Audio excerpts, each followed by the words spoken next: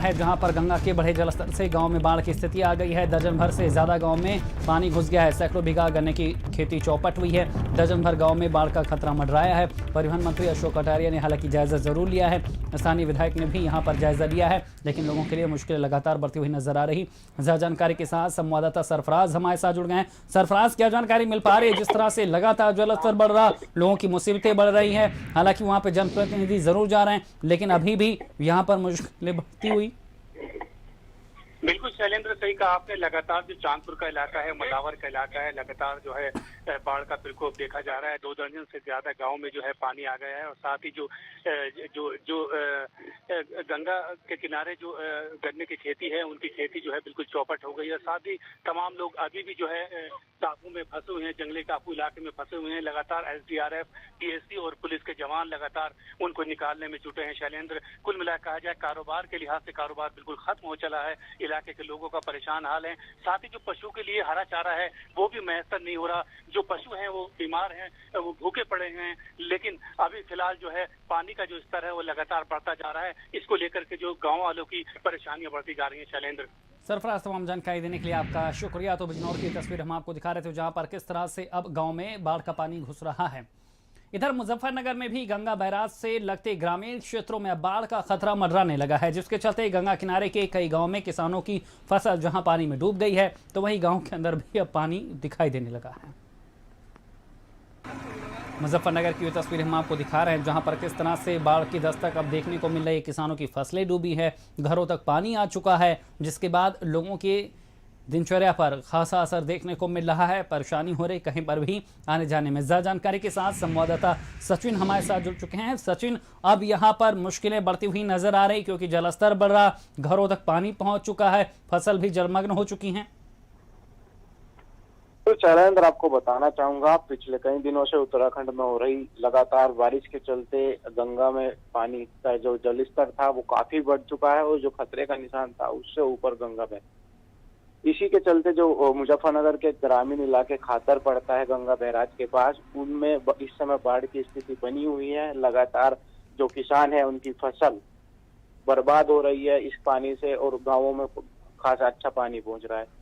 प्रशासन लगातार, जो गांव के लोग हैं, जिसमें लग रहा है प्रशासन को कि यहाँ स्थिति ज्यादा खराब होगी तो वहां से जो ग्रामीण है उन्हें निकालने का काम कर रही है और लोगों से खादर के इलाकों में जाने के लिए अपील कर रही है कि वो खादर के इलाके में इस बाढ़ के टाइम में ना जाए। जी सचिन, तमाम जानकारी देने के लिए आपका शुक्रिया।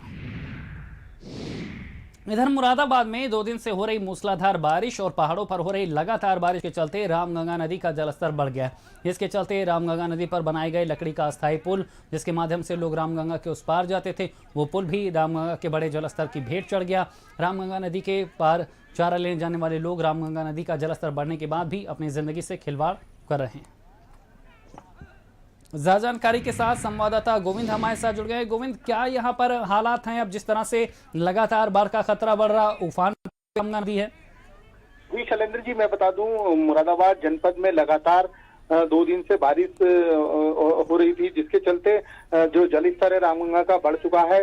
जो एक लकड़ी का पुल वहाँ के स्थानीय लोगों ने बना रखा था वो पुल बह गया है। उसके बाद जो उसके पार जो खेती करने वाले किसान हैं वो अपनी जान जोखिम में डालकर जो बैलगाड़ी है उसके द्वारा जो है चारा लेने जा रहे हैं और जिंदगी से खिलवाड़ कर रहे हैं। और लगातार प्रशासन भी अलर्ट कर रहा है, लेकिन उसके बावजूद भी किसान जो है अपनी जान खतरे में डालकर चारा लेने नदी के पार जा रहे हैं। और जिस तरीके से आप वीडियो में भी देख सकते हैं किसान किस तरीके से रामगंगा पार कर रहे हैं।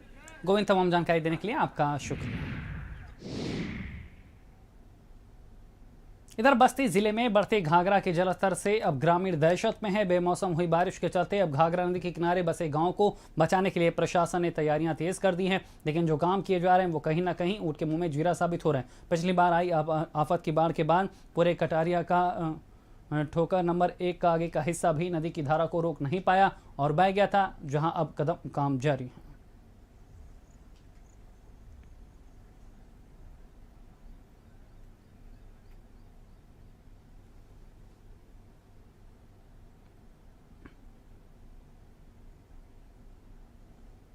तो बारिश शुरू होते ही किसानों के चेहरे कभी खिल जाया करते थे, लेकिन अब बारिश ने मानो किसानों के चेहरों की हंसी ही छीन ली है। किसानों ने सीजन में पैदा होने वाली सब्जियों पर अपनी पूंजी लगा दी, लेकिन बेमौसम बरसात और नदी के बढ़ते जलस्तर ने किसानों को मायूस कर दिया है। बारिश ने नदी किनारे खेती करने वाले किसानों की नींद उड़ा दी है। किसानों को डर सता रहा कि कभी भी नदी का जलस्तर बढ़ सकता है, उनकी फसल नदी की धारा में विलीन हो सकती है। लगातार 3-4 दिनों से हो रही बारिश ने अब किसानों के लिए समस्या बढ़ा दी है, क्योंकि घाघरा नदी के किनारे जो किसान खेती किए थे, अब उनको यह भी डर सता रहा है कि उनके द्वारा लगाई गई भर्ती मिलेगी या नहीं। इसलिए किसान अब अपने खेतों में आ चुके हैं। कुछ महिलाएं हैं, कुछ पुरुष हैं। यह परवल का खेत है, यहाँ पे वो अपनी भर्ती बचाने के लिए, अब भर्ती निकालने के लिए किसान यहाँ पे आ गए, क्योंकि नदी का जलस्तर लगातार बढ़ रहा है। इस वक्त एक महिला हमारे साथ मौजूद है जो किसान है। जितना भर्ती भाव लाग दे रहा कुल जाए वाला बा, को पैसा न मिला बा। 30-40 हजार में भर्ती लाग रहा है, कुल बह जात बा, कहाँ मिली। जन बर बाजार कई जात रहा छुट्टी मिला, वही नाते वही डर के नाते टूट जात बस। नहीं कुल रात भर में कुल बह जाये। उसका मुआवजा मिला आज तक? कहाँ मिला, नहीं मिला। कहाँ को साल मिला था, को साल नहीं मिला था। हाँ, तो कैसा डर सता रहा? आप लोग खेतों में उतर चुके हैं और तोड़ रहे हैं जो आखिर तूर अब नहीं तो का करब या का। हाँ, बह जाए रुपया भर में का करब। हाँ, इनका कहना है कि जो पिछली बार सरकार के द्वारा मुआवजे दिए गए, कहीं ना कहीं उसमें भी लापरवाही बरती गई। इनकी पिछली बार भी फसलों में नुकसान हुए थे, लेकिन इनको किसी तरह का कोई भी मुआवजा नहीं दिया गया था। भारत समाचार के लिए बस्ती से अनुज प्रताप सिंह की रिपोर्ट। बढ़ते आगे, दिल्ली से खबर है।